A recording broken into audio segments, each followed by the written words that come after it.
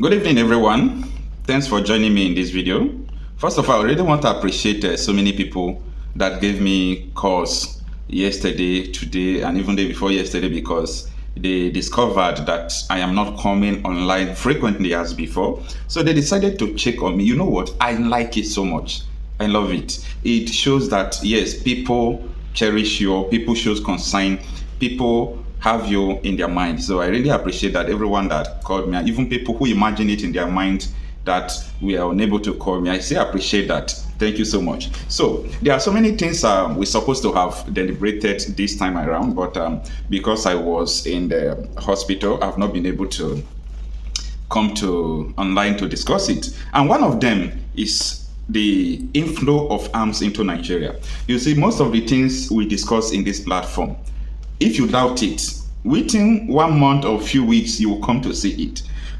During the live session I made, is that 2 weeks ago? Yeah, I talked about how they are going to import weapons from Libya, from North Africa, and who are these people that are going to import it? I made this revelation when the Arewa group says that they are afraid because the level of the banditry and insecurity that is going on, that it is going to divide Nigeria.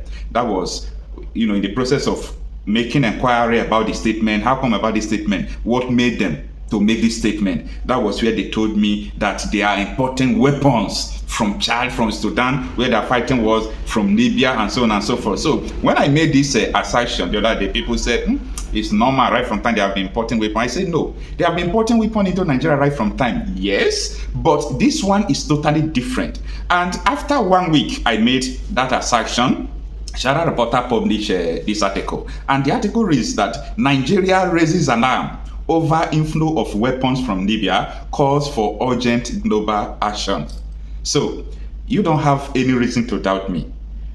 If I come to say anything in this platform, everything I said is verifiable, and everything I said is not just emanating from me.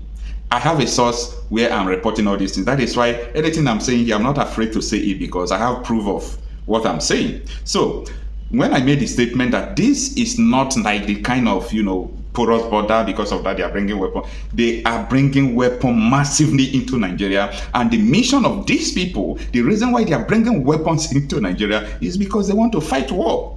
Yeah, they want to fight war. Remember that Israel says they are going to declare, war. They are going to declare their own caliphate republic. They said that long time ago, and they are going to challenge the Nigerian state. People, take it that no, it's nothing. They have been saying it. They have been boasting. Last 2 weeks, repentant Boko Haram that Nigeria government adopted, APC government, I will not just say Nigeria government, the APC government, the Buhari and the Tinubu administration, they have been inducting, they call them repentant terrorists, into army. So those people, they bought them weapons, they bought them vehicles. Last 2 weeks, they cut away with the weapons and everything. What are they going to do with it? They are preparing for war. They are preparing for so many things that are coming. And regrettably, army is recruiting, but nobody's buying the form.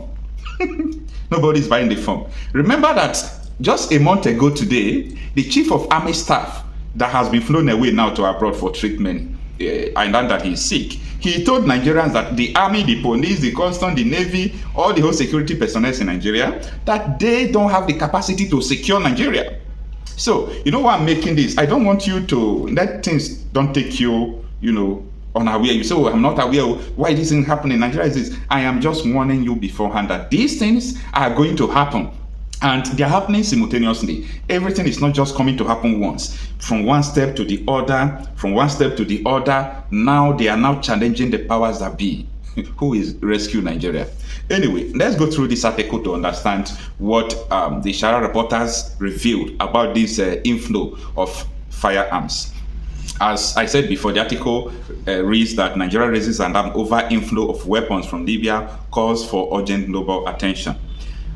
Now, the details of the article goes in this way. It says, amid growing security challenges, Nigeria has raised an alarm about the influx of weapons from Libya, linking it directly to terrorism, banditry, and kidnapping within its borders. Hafsat Abubakar Bakari, CEO of Nigeria Financial Intelligence Unit, NFIU, highlighted the issue during a roundtable discussion organized by the Center for International Private Enterprise in Washington, D.C. Bakare emphasized that the influx of arms from Libya has significantly escalated Nigeria's internal security challenges, contributing to the spread of terrorism across the country, and Libya review reports. She stressed the need for long-term sustainable solution rather than temporary measure to combat the growing threat. The inflow of weapons from Libya is directly linked to the escalation of Nigeria's security crisis. We need more than stopgap measures. We need sustainable solution, Bakare said. Now, out of quote, before I continue to read this, I want to explain something. You see, I was trying to understand what this lady is saying. I thought she would say these are the people who are bringing it, because when you allege or when you reveal or expose that they are bringing weapons into Nigeria and so on and so forth, you should be able to tell them who are the people who are bringing it. You know, if you don't call people who are bringing it, so you are not making Nigerians to know where their problem is coming from. And that is why some people don't like, you know, the kind of report, because I report things for people to understand. So imagine the caliber of woman she is. The chairman of Financial Intelligence Unit in Nigeria is telling that, oh, weapon is just coming from Libya. People. Who are the people? You name them.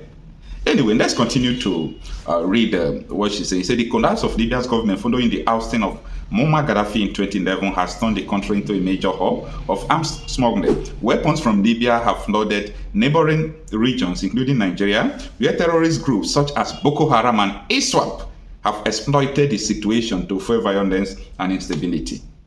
Okay?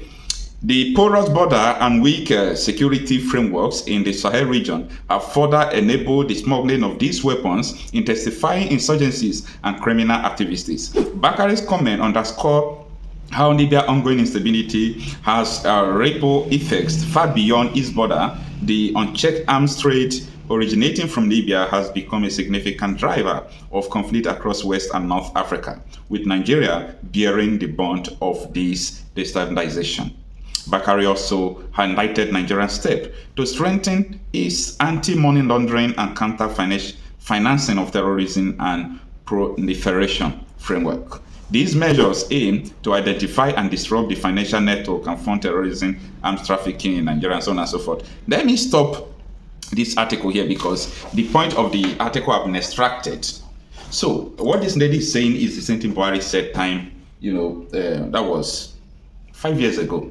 Buhari told the BBC that the reason why we have insecurity in Nigeria is because of people who are importing arms from Libya, because of the instability in Libya. That could be 10% true and 90% lie. Yeah. Listen to me. Buhari, who asked everyone to come into Nigeria, that Nigeria will give you free visa, just come into Nigeria without visa, Nigeria is open for you people. What do you think he was doing? So people will just come, people you don't know, undocumented, they will not bring weapon? Definitely they will bring weapon. That is number one problem. Now, number two problem, Buhari is aware how Boko Haram was formed. He was part of the people who funded Boko Haram. I'm saying it blunt. So, Buhari was the president when United Arab Emirates released his name on September 15, 2021. Yeah, go and read Vanguard News. Type this date I just mentioned to you. September 15, 2021. United Arab Emirates released 6 names of Nigerians who are sponsoring insecurity. Where are the names today? What have they done with the names? Absolutely nothing. The names are in the mud.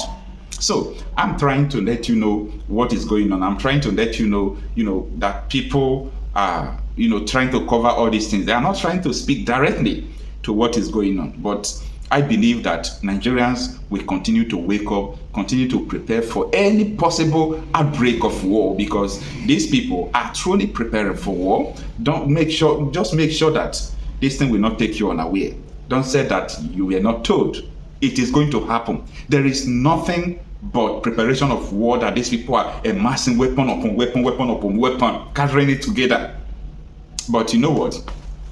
I urge every community, I urge everyone to protect themselves. I urge everyone to defend themselves, because this thing is not going to just start like a normal war.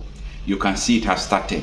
The kidnapping, the assassination that is going on. Yesterday, P2B said that Nigeria have lost the number of people that are dying from insecurity in Nigeria. That is what I said a long time ago. That we don't have the statistics of people who are dying from insecurity. How can you? Almost the whole villages are under siege. So there is no how you can do that. There is no how you'll be able to, record such thing that is going on. So, thank you for listening. Let me know what you think about this rascality that is going on in this Nigeria.